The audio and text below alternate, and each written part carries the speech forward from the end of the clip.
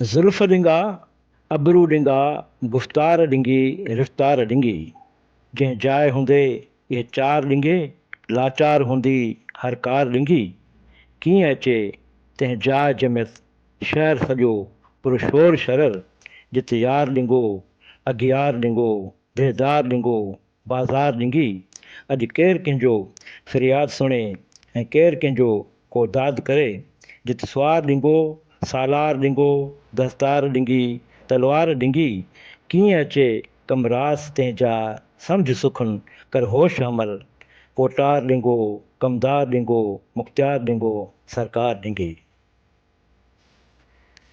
इहो 1976 जो ज़मानो हो। सिंधी अदबी संगत सकरनि जे अदीबनि साईं इमदाद मोहम्मद शाह सां गॾिजी सकरनि जे ॻोठ मीर खान लिगारीअ में सुखनवर दिलरुबा इंसान रईस ख़ैर मोहम्मद ख़ान लिगारीअ जे उताक ते अवामी शाइर हमल फ़क़ीर जी सभ खां पहिरीं वरसी मल्हाई हुई ऐं पोइ उहो सिलसिलो ज़ाती मुहबतुनि खां निकिरी डिस्ट्रिक्ट काउंसिल ताईं पहुतो ऐं डिस्ट्रिक्ट काउंसिल खां सिंध हुकूमत ताईं ऐं हर साल हमल साईं जो सालियानो उर्स मुबारक मेले जे सूरत में टे ॾींहं मल्हायो वेंदो हो। ज़रई ऐं चौपाई माल ऐं तइलीम जे हवाले सां नुमाइशूं लॻंदियूं हुयूं ऐं सिंध जे पहलवाननि जो मलाखड़ो थींदो हो। हमल अदबी कॉन्फ्रेंस थींदी हुई जंहिंमें सिंध जा नाले वारा ॾाहा अदीब हमल जी शाइरी ते मक़ाला पढ़ंदा हुआ।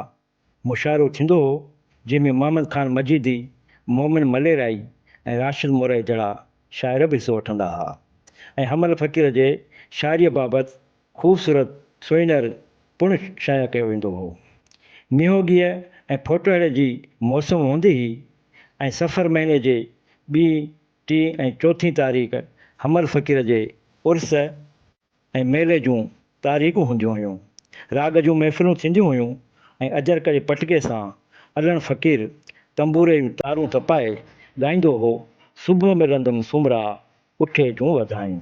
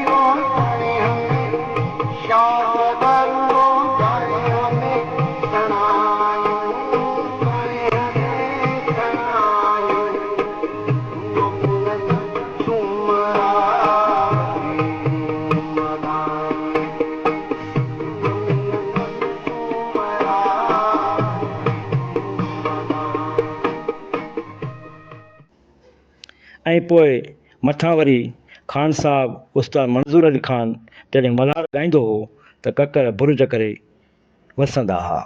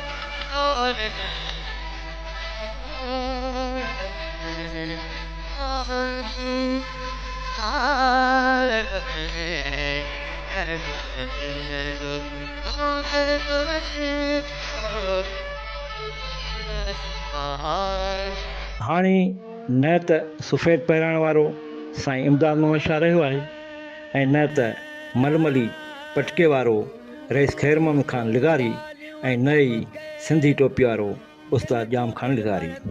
हाणे त उहो मेलो सकाफ़ती खातो मल्हाए थो। लखें रुपया हमल फ़क़ीर जे नाले ते कढिया वञनि था।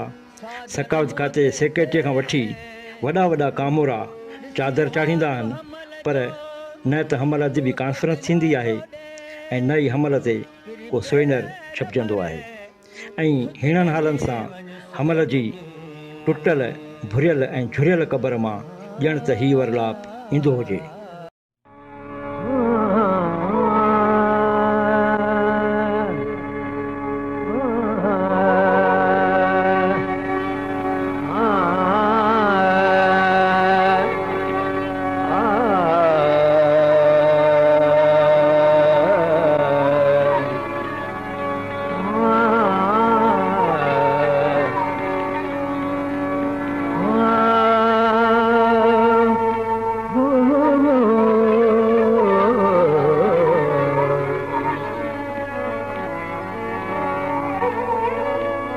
साजन तुझे सिकजी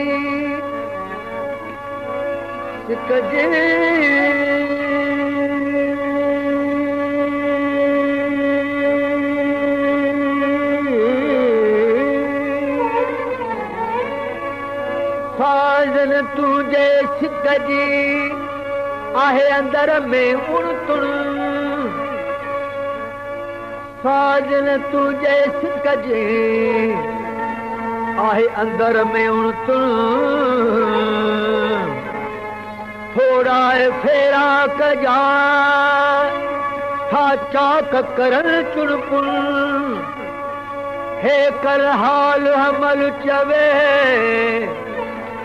साजन ता सुन सुन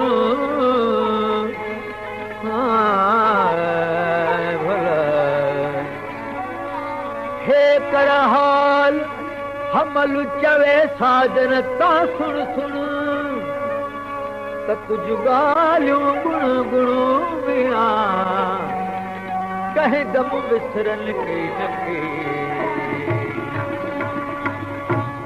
मोहब्बत लॾे वई मुल्क मां मोहब्बत लॾे वई मुल्क मां मोहब्बत लॾे वई मुल्क मां भल पिया मोहब्बत लॾे वई मुल्क मां ओ दुख यादे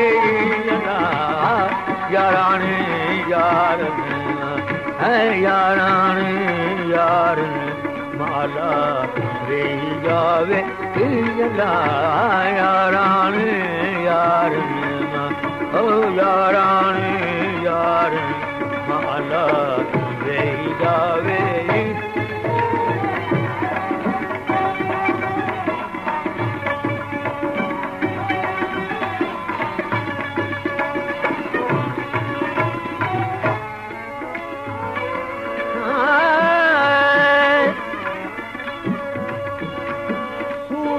सांडियास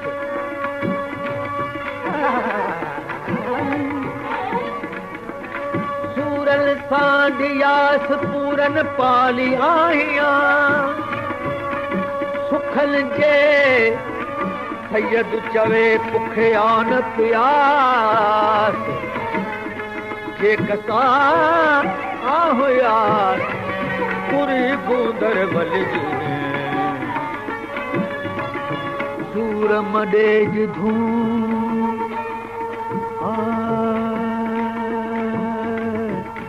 दुनिया जो सुधरियल क़ौमूं ऐं मुल्क पंहिंजे मौसननि ऐं शाइरनि जा यादगार ठाहींदियूं आहिनि ऐं उन्हनि जे आस्थाननि ऐं निशाननि खे संवारे न रुॻो बचाईंदियूं आहिनि पर साह में समाईंदियूं पिया आहिनि। असां वटि किसो उन जो बतड़ आहे। जीअं अज़ीम शाइर जे नाले में हर साल लख रुपया कढी भंग भुगड़ो कया वेंदा आहिनि, उन्हनि कॾहिं बि हमल फ़क़ीर जहिड़े अवामी शाइर जे झुरियल मज़ार ऐं कतबे जी बि संभाल न कई। ऐं ॿिए तरफ़ साॻिए क़ब्रिस्तान में हमल फ़क़ीर लिगारीअ जी चौखंडी खां चंद क़दमनि ते ही आलीशान चौदीवारी आहे ऐं ख़ूबसूरत ॼारीदार लॻल दरवाज़ो ऐं अंदरि आहिनि टाइल ऐं मार्बल सां शानदार जोड़ायल क़बरूं। पर यार अहिड़ा भाग हमल फ़क़ीर किथे, ही त खदड़ फ़क़ीरनि जूं जोड़ायल क़बरूं आहिनि।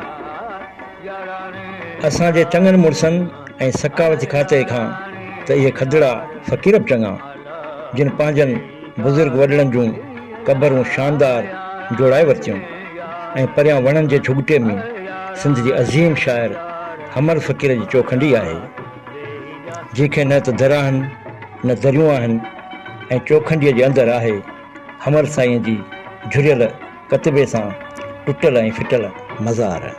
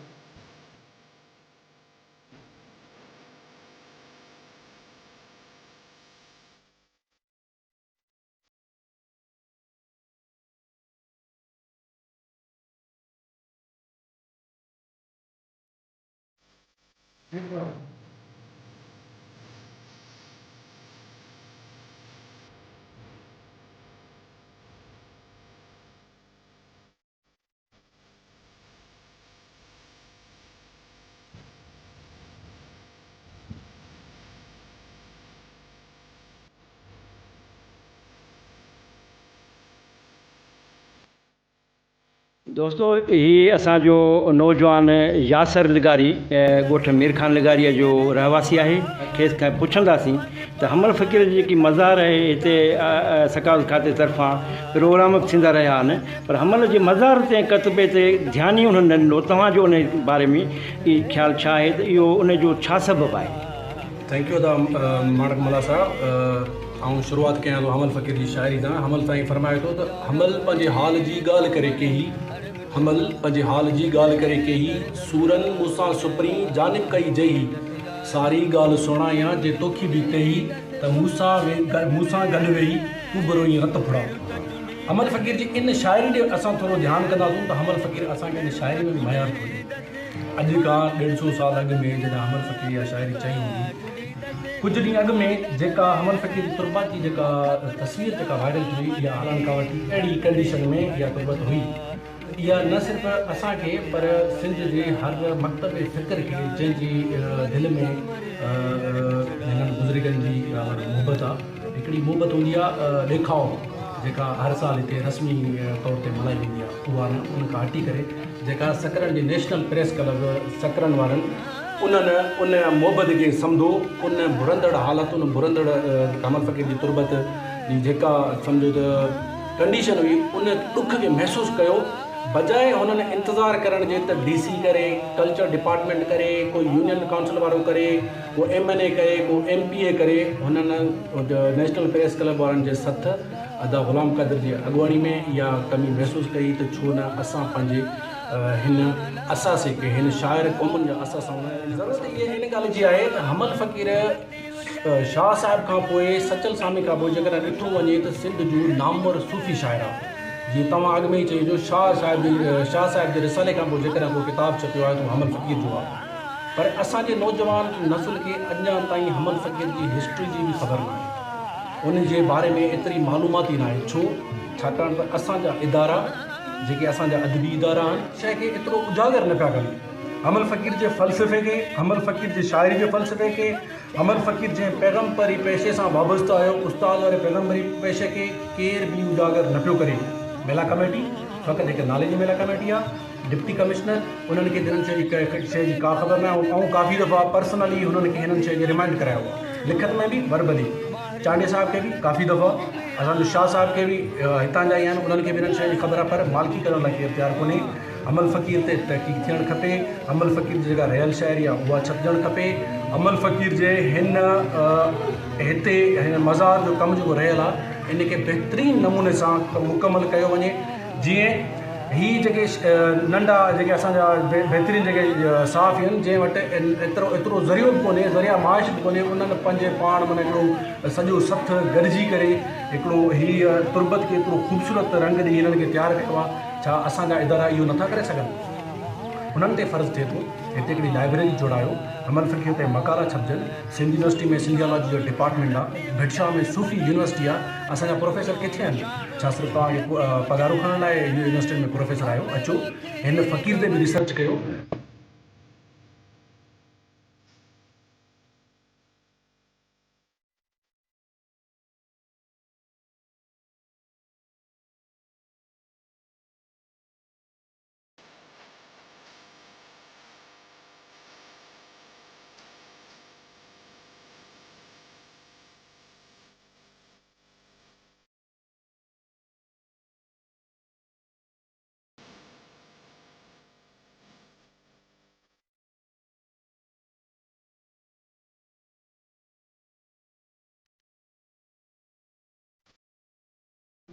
ऐं हमल फ़क़ीर उहो सूफ़ी शाइर हुओ जंहिं अॼु खां 150 साल अॻु में जॾहिं टेक्नोलॉजी जो दौरु न हो, जॾहिं बिल्डिंगनि जो दौरु न हो, पाण तालिबनि खे नंढे कंडी जे वण हेठां वेही सबक़ु ॾींदो हो, इल्म जे ज़ेवर सां मालामाल कंदो हो। हमल फ़क़ीर उन टाइम बि तालीम जे शऊर खे महसूसु कयो।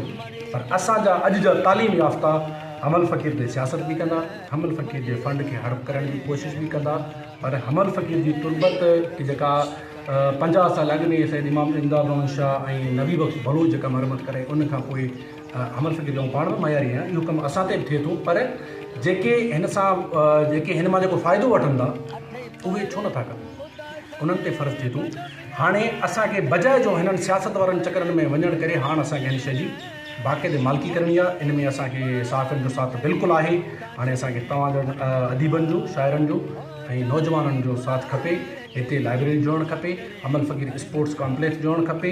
हमल फ़क़ीर जे नाले सां हिते हिन UC में हिकिड़ो IT जो डिपार्टमेंट बि IT टेक्निकल इदारो जोड़णु खपे त जीअं नौजवाननि खे अञा वधीक फ़ाइदो पहुचे। जी यासर तव्हां तमामु काराइतियूं ॻाल्हियूं ॿुधायूं त हमल साईं ते ही शयूं थियणु खपनि, पर हिते जेको स्टेडियम ठहियलु हुयो या ॿिया मुसाफ़िर खाना ठहियलु आहे, कुझु तरक़ियाती कम जेके साईं इमदाद शाह जे दौर में थिया, उन्हनि जी देखभाल बि न थी। उहे डही पट पइजी विया आहिनि, दरवाज़ा निकिरी विया आहिनि, ख़ुदि हमल फ़क़ीर चोखंडीअ मां बि दरवाज़ा निकितल आहिनि। त इन लाइ तव्हां छा सोचियो को फुल फ्लेज हमल फ़क़ीर ते सेक्रेटरी मुक़ररु हुजे या अहिड़ो को तव्हांजे ज़हन में का अहिड़ी का राय?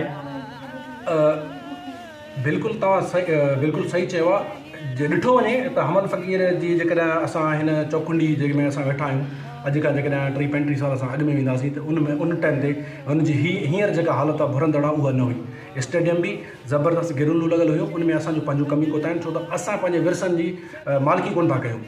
ठीकु आहे। मुंहिंजी हींअर 30 साल उमिरि आहे। अॼु खां बाबा वारा ॻाल्हि था कनि त 30-35 साल अॻु में हिते हिन जी तमामु बहितरीनु हालत हुई। असां मालिकी कोन कई। जॾहिं असां पंहिंजे क़ौमी शयुनि जी क़ौमी असासनि जी मालिकी न कंदासीं त उहे शयूं मिसमार थी वेंदियूं, उहे फ़ना थी वेंदियूं, उहे भुरंदड़ हालत में हली वेंदियूं। पोइ असां चाहे त पोइ असां तारीख़ जा मयारी थी वेंदासीं। हाणे ज़रूरत इन शइ जी आहे, जेको थी वियो सो थी वियो, यादि माज़ी दिलि न कर, जेको थियो सो ख़ूब थियो। हाणे असांखे हिन शइ जी मालिकी करणी आहे ऐं मालिकी असां कंदासीं ऐं सुठे पैमाने ते कंदासीं ऐं गवर्नमेंट खे बि पाबंद कंदासीं। जॾहिं असां 2-12 थी प्रेस क्लब वारा, नेशनल प्रेस क्लब वारा ऐं ॿियनि प्रेस क्लब जेके आहिनि उन्हनि खे बि दावत ॾियां थो, अदबी संगत वारनि खे दावत ॾियां थो, यूसी हमल फ़क़ीर जे साञा वदन खे दावत थो ॾियां, नौजवाननि खे दावत थो ॾियां त हाणे जेका भुरंदड़ हालत आहे इन जी मालिकी करे इन खे बहाल करायूं ऐं जिन शयुनि जी ज़रूरत आहे उन्हनि ते कमु कयूं।